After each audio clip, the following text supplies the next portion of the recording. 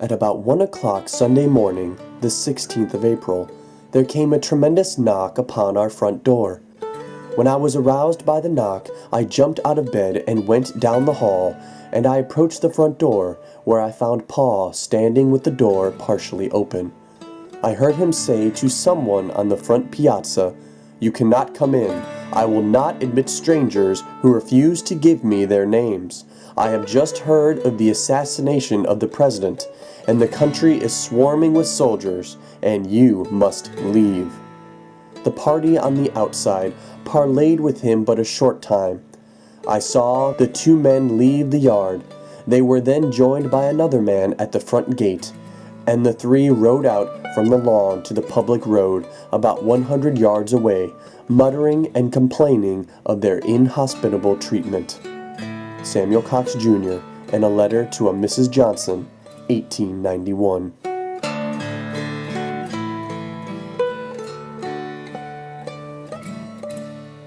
When they were dismissed from our door, they discharged the Negro Swan, and during the morning, while riding out on his farm, Colonel Cox came upon them secreted in a gully about half a mile southeast from his house. The crippled and suffering condition of Booth appealed to his humanity, and he then carried them into the pines. Samuel Cox, Jr. to Osborne Oldroyd, 1901.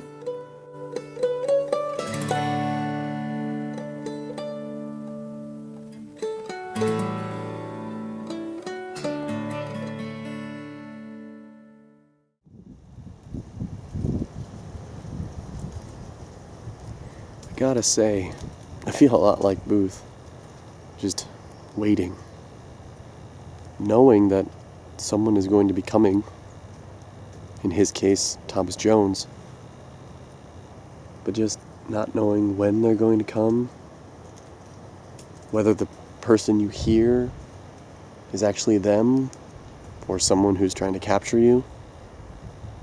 Waiting makes it so you can't really think about anything else. I've tried to do some reading, I've tried to do something, but I just keep finding myself just sitting and looking, waiting hopefully for the right person, and fearing it might be the wrong person.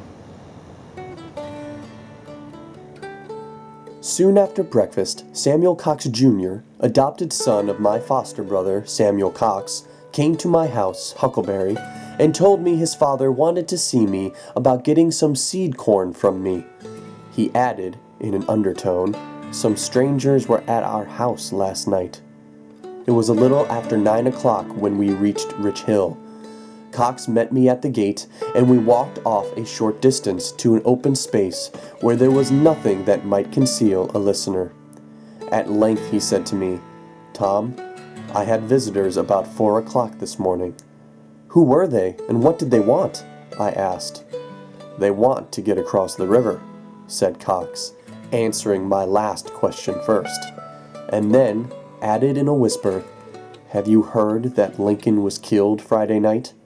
I said, "Yes, I have heard it." When I finished, there was a silence between us for a minute, which was broken by Cox. "Tom, we must get those men who were here this morning across the river." Reader, it will scarcely surprise you when I say I was much disturbed by Cox's disclosure. In the cause of the Confederacy, I was willing to risk my life, as I had done often. But the war was over. The cause which I loved and for which I had labored was lost. Nothing now could raise from the dust the trailing stars and bars. I knew that to assist in any way the assassin of Mr. Lincoln would be to put my life in jeopardy. I knew that the whole of southern Maryland would soon be, nay, was even then, swarming with soldiers and detectives, like bloodhounds on the trail, eager to avenge the murderer of their beloved president and reap the reward. I hesitated for a moment as I weighed these matters. I was aroused by Cox's voice. "Tom, can't you put these men across?"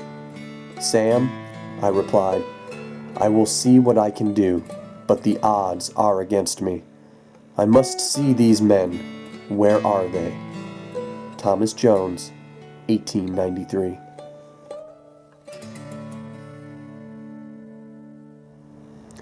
Well, my Thomas Jones just left after bringing me some supplies.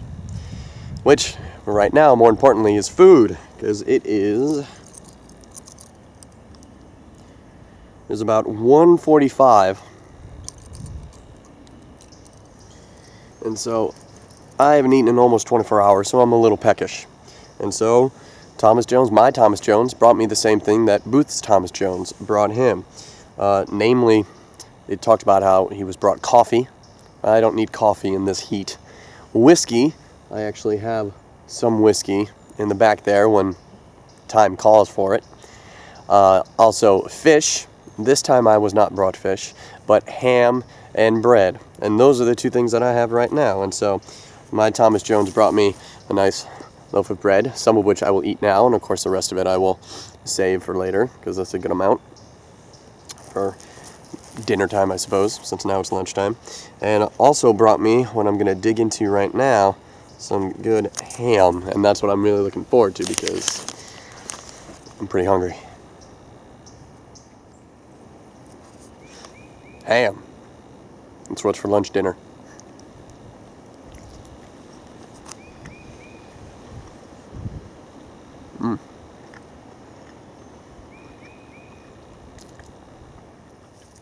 I'm pretty much going to have a feast on this ham. Because it's not salted, so it won't last very long in this heat.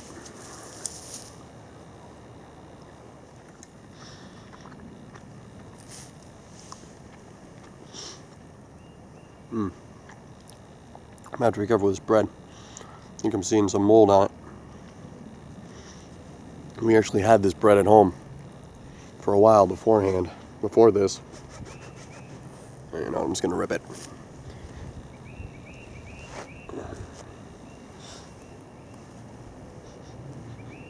It smells okay. So.